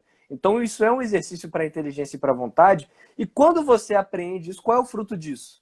O fruto é existencial. Você vê, o resultado desse poema é o quê? É uma grande consciência existencial. Agora imagine, isso aqui, pessoal, foi 2 horas de live. a gente quer fazer isso, eu acho que vai dar umas 50 aulas ou um pouquinho mais. Vocês estão entendendo o que a gente quer? É ousado? É. Mas a gente vai fazer. Bem, é isso que tem que ser feito. Foi sempre assim que a educação foi feita, né? Não existe um processo automatizado, né, como as pessoas querem tudo hoje em dia, e justamente é um processo de fazer com que você efetivamente desenvolva essas faculdades. Não se trata de método, não se trata de conteúdo, se trata de uma finalidade. E a finalidade é desenvolver as faculdades. E, bem, existe muita coisa para se falar, né? Poderíamos falar, mas esse processo que a gente fez aqui foi um processo justamente análogo àquilo que eu estava falando da meditação e da contemplação, né? Você vai parte a parte do poema, palavra a palavra, verso a verso, vai compreendendo cada uma daquelas coisas e depois você olha o quadro todo em conjunto, né? Para isso é necessário você efetivamente estar atento em cada coisa, né? E deter-se em cada coisa, aprender a verdade de cada coisa e ao mesmo tempo manter na memória, que é uma memória diferente da do imaginário, é a memória da inteligência. Ou seja, né, enfim, isso aqui é uma ideia e também uma microunidade do que a gente estava falando a respeito da própria realidade. Essa própria leitura do poema já dá uma ideia de como funciona o próprio universo, o próprio poema, a própria inteligência humana e, enfim, é se deter-se em cada coisa do mesmo jeito que você também tem que se deter em cada dia para chegar no dia, no fim do dia total, que é a vida, e dizer que a morte pode descer. Exatamente. Bem, pessoal, estamos aqui no final. É... A gente não estava planejando fazer isso, foi meio que do nada, mas eu achei muito bom. Isso é uma coisa a gente já dá aula aí dessas coisas há 4 anos e nunca tinha acontecido assim, daí e o Matheus a gente fazer uma coisa juntos nesse sentido. Eu acho que foi muito proveitoso para nós e tenho certeza que para vocês. Memorizem o poema, siga o Instituto Borborema, siga Não Tenhas Medo e fiquem ligados. A formação da gente vai sair, tá? Vocês vão ver porque a gente vai fazer aí uma semana, alguma coisa com live, sei lá, não sei como é que vai ser. Instagram, YouTube, siga o canal do Instituto no YouTube, tá bom? E fiquem aqui pelo Não Tenhas Medo. Indiquem essa live. Eu estou muito feliz, Matheus. Eu vou passar a palavra para você se despedir. Eu fico muito feliz porque, olha só, são 10h54 e a gente está aqui com 53 pessoas agora, mas antes, assim, até a metade mais ou menos tinha 70. Então isso mostra que as pessoas têm essa sede por verdade, têm essa sede por se educarem novamente. E por favor, não pensem que nós queremos criar um sistema no qual vocês fiquem eternamente dependentes de nós. A gente não quer isso porque isso é sacanagem. O que a gente quer é que vocês desenvolvam a autonomia que a gente desenvolveu, em parte, né, porque a nossa formação ainda está em andamento, mas num nível mais profundo, que a gente desenvolveu, a gente aprendeu a fazer isso aqui, de tanto ver o professor Falcão fazer, de tanto ver o professor Escursim fazer, de conversar com as pessoas que já fizeram isso, de assistir o professor Olavo, como a gente já falou para vocês. Então, vendo a gente fazer, vocês vão aprender. É só seguir o que a gente fala. Não vai ser fácil, vocês vão trabalhar, mas os frutos vão chegar, tá certo? Então eu me despeço aqui, Matheus, pode falar à vontade, você tem 4 minutos aí. Então, pessoal, uma alegria muito grande estar aqui com vocês, podendo, veja que maravilha, hoje em dia a gente pode pegar um poema e passar 2 horas falando sobre ele na internet, nas internets. O dono da internet, Bill Gates, nunca previra isso, né? Então, a gente pode fazer um bem de qualquer coisa. E a gente só está fazendo isso também por causa do coronavírus, né? Então, de tudo a gente pode tirar um bem. Exatamente. Olha o Corongo Week aí. A Corona Week está bem movimentada. Mas, aproveitando a Corona Week, queria dizer a vocês e dar uma recomendação. Tem um curso chamado Engenharia da Santidade, do Padre Paulo Ricardo, certo? que é maravilhoso, é sensacional, absurdo. Assistam esse curso, está gratuito, certo? É lindo, maravilhoso, esplêndido. É a coisa mais importante que vocês podem fazer. Assista esse negócio agora, logo. Assista essas aulas. E passe para o máximo de pessoas possível, certo? E, com a graça do bom Deus, rezem por nós. Nos ajudem quanto o que vocês puderem. Nós vivemos desse trabalho do Instituto. Nós não temos Jorge Soros para nos sustentar. Vivemos daqueles que gostam do nosso trabalho, né? E graças a Deus fazemos isso totalmente apartado das instituições, porque se vocês verem, isso que a gente fez aqui é o que se fazia em educação, era a primeira coisa que se fazia em educação. Onde é que você encontra isso? Infelizmente, hoje em dia, tem que ter um Zé Ruela feito a gente fazendo isso, né? Porque não se encontra em toda esquina. Então, a gente está aí, estava marcada várias viagens, inclusive, João Pessoa, Campinas, o Corona cancelou algumas, né? Adiou outras, mas a gente está aí para ajudar as pessoas a fazer essa mesma coisa nas suas vidas e levem a efetivamente restaurar essa tradição educacional que causa tantos frutos, certo? Então, vamos efetivamente buscar isso. Os frutos são efetivamente muito bons, maravilhosos. E eu agradeço a todos aqueles que me ajudaram, nos ajudaram nesse caminho, né? Mas tudo isso depende de nós. Então, cuidem para que o dia de vocês seja bom. O dia de amanhã, o momento de hoje. E é isso. É só isso que importa. Então, vejam lá o curso do Padre Paulo. Se quiserem já iniciar a pré-formação, tem os cursos do Francisco Cossino no nosso site, né? Os 3 cursos dele, borborema.com. Formação do imaginário, educação da imaginação e a Bíblia e literatura. E temos também um curso maravilhoso do professor Falcon, que é o analfabetismo funcional dos graus de letramento. Então, esse vão é no lá. site dele, esse não está no nosso site, é no site do professor Falcon, tá? E o curso Pessoal, online de filosofia, naturalmente, né? COF, Do naturalmente. professor Olavo. Pessoal, agradecer a todos vocês, agradecer ao meu querido amigo, grande amigo, meu irmão Matheus, né? meu presida. E fiquem atentos. Eu não sei se esse vídeo vai para o YouTube depois, o Sávio que vai resolver, mas se for, veja aí na descrição do vídeo o nosso apoio-se do Instituto. Vai ter aí o link do Não Tenhas Medo para você seguir a gente.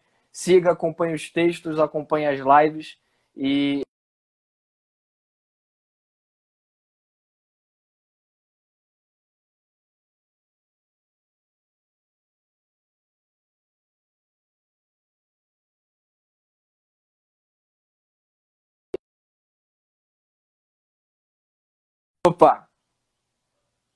Opa, eu parei aqui. Vou botar no 3G só para terminar. Então, pessoal, se for para o YouTube esse vídeo, nosso apoio está aí na descrição do vídeo. Siga, não tenhas medo, vai